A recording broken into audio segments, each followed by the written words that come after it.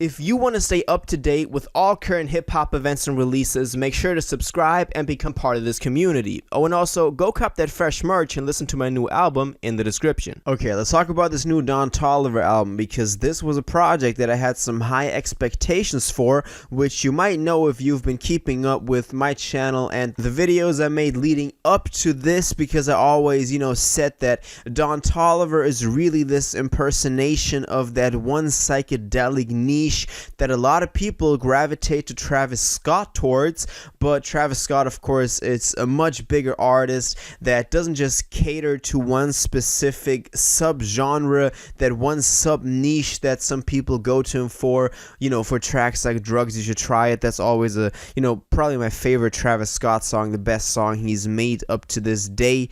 And Don Toliver really, to me, is the impersonation of that one specific sub niche of Travis Scott's music style that I like Travis Scott for, and that I know a lot of other people like him for. And he really does this in a more focused way, really is that psychedelic lane that, a lot of people love. And Don Toliver has had his fair share of success with this.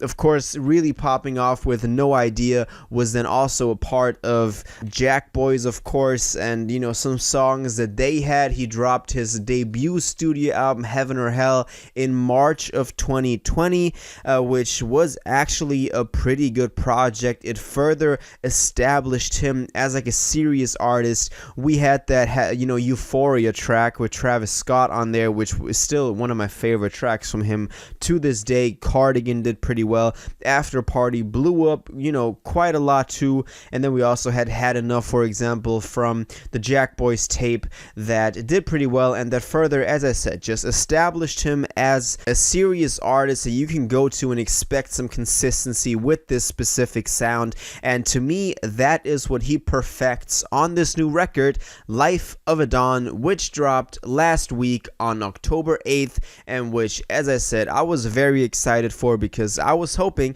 that he could further expand on this sound, on this niche that I go to him for, and that's exactly what he did. We had some singles leading up to this. We had that track What You Need, which I thought was okay, a little bit poppy, a little bit, catering towards the masses, but still staying true to his roots. And then also Drugs and Hella Melodies, which is, oh my god, that song is still to this day such a beautiful track, exactly what I want from a Don Toliver track. So I love that, and I was hoping that the rest of the album could, be in the same lane, and that is exactly what happened with this thing.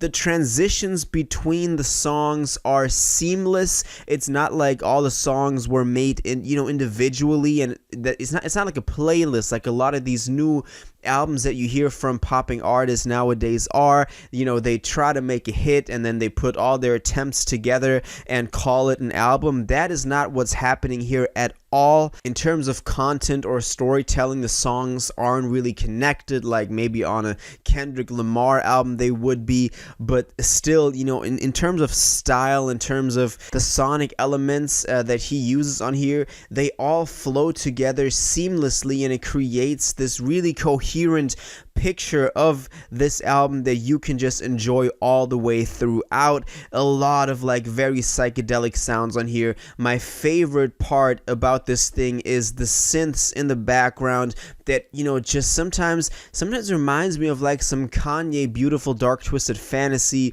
A lot of these outros on these tracks with these synths looming in the background and just creating this picture, not even through his vocals, but rather also just the instrumentals. That is a huge part of this thing, on tracks like starting off Escape and 5 Times, then also later on with 2 AM, for example, or towards the end with Outer Space, Baby Keem killed his feature on there, leading up to the end. Crossfade, another great example.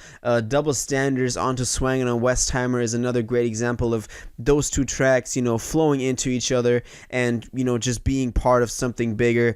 Now, of course, that doesn't mean that this album doesn't have any flaws. Not at all. There are quite a few. One could be that sonically they're so connected, all these tracks, that it's really pleasant to listen from top to bottom. But he could have somehow connected the tracks with some more, concise and to the point songwriting. That's still something that Don Toliver needs to work on. He often uses his voice as an instrument, as a very, experimental type of thing.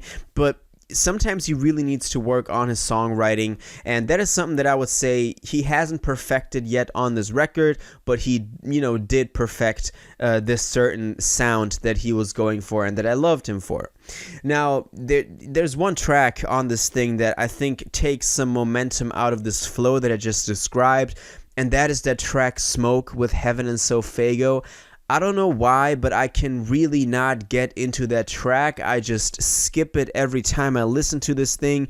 I know a lot of people like that style, but it just didn't fit into the album at all. When you're at outer space with Baby Keem and you're like, oh man, this can only get better. And then this track comes on and you're like, why did this have to be on here? After that, it continues with with Travis Scott, which is, again, perfectly tying into the whole vibe of the album. But this track, Smoke, why is it on here? He could have just left it off and the album would have been so much better without it. But it's there. I really don't like it. I hate this track. I know a lot of y'all guys like this type of style. I don't. But it's on there. I don't know why. I really don't like this. Now, Travis Scott did have 2 features on here, which is, of course, a big thing. We had him on Flocky Flocky and on You. Especially on Flocky Flocky, I would have wanted Travis to maybe be a bit more dominant over the track, because Travis can really define a track if he wants to, and it just didn't really work on here. This Travis Scott feature, the one on You, was not that much better, even though I enjoyed quite a bit more than Flocky Flocky, but it's just what you would expect, like when you think of a Travis Scott feature on a Don Toliver song and it's not going to be anything special, that's exactly what you're going to get with these features from Travis Scott on here. I thought maybe he could add a little bit more character to, these tracks, maybe even get people a little bit more hype, because he's about to drop something, Dystopia, probably very soon, November 5th, and so he could have gotten people hyped up with these, making these songs a hit, and then after that, after his hype wave is already rolling, then drop his tape, but he didn't. All good, because this is still a Don Toliver album, and I love it.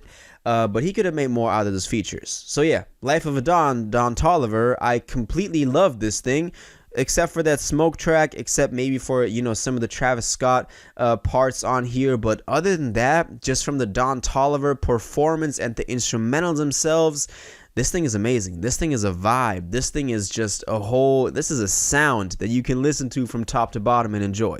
That's just my opinion, of course. I want to know what you think about this. Were you excited for Life of a Don Toliver's sophomore studio album? What were your expectations? Were those expectations met? What is your favorite song on here? What is your least favorite song on here? What do you hope to see from Don Toliver in the future? I definitely want him to improve his songwriting a little more. That will make this thing, just classic. But definitely let me know all your thoughts in the comments down below.